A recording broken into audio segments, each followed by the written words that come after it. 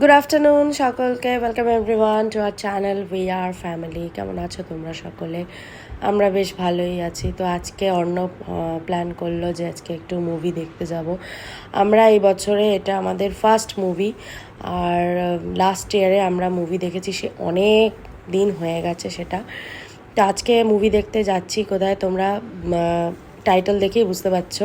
হ্যাঁ, আমরা চললাম আজকে মধ্যমগ্রামে স্টার মলে দেখতে বিজয়নগরের হিরে। কাকাবাবুর সিরিজগুলো আমরা প্রত্যেকটাই দেখে থাকি, খুব একটা মিস আমরা করি না, ভালোই লাগে দেখতে, খারাপ লাগে না। তো সেই জন্যই এটাও বা বাদ পড়ে কেন, সেই জন্য ওটাও দেখতে চললাম। তো এই তো পৌঁছে গেছি আমরা, দেখো একদম। এবারে ঢুকে যাব সিনেমাটা দেখতে। কারা কারা দেখেছো ওই মুভিটা? আমাদের বেশ ভালোই লেগেছে, খারাপ কিছু লাগেনি, মোটামুটি ভালোই ছিল, মানে খারাপ লাগেনি। আমাদের তো খারাপ লাগে না, কাকাবুর সিরিজ আমাদের সবারই ভালো লাগে।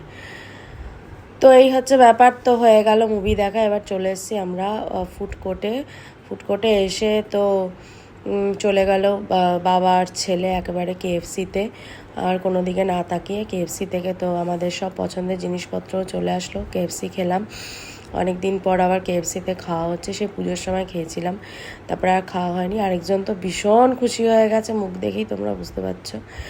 তারপরে কেএফসি খেয়েও হয়নি, এই যে কটা আইটেম নেওয়া হয়েছিল তো হয়নি, আবার বলছে আবার আনতে গেল মোমো। এবার মোমোর দোকানে গিয়ে দেখো বাবা ছেলে দাঁড়িয়ে আছে, মোমো অর্ডার করছে।